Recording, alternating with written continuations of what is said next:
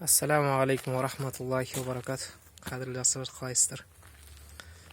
Мінеке,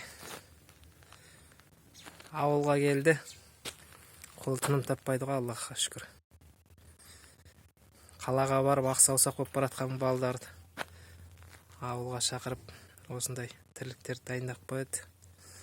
Сөйтіп, тірлікке араласуды, қолды қалт жібермей әрекет етуге үйретеді. Ауылдың қызығы да, ләззаты да осы ғой.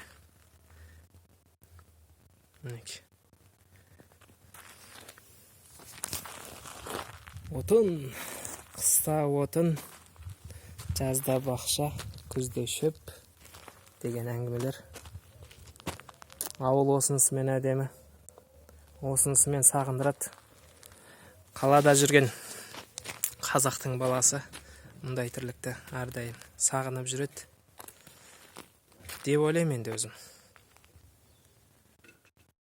Еңбектеріңізге Аллах тағала жемісін берсін, берекесін берсін.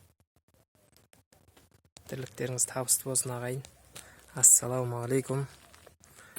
Ауылдың азаматынан бір сәлем.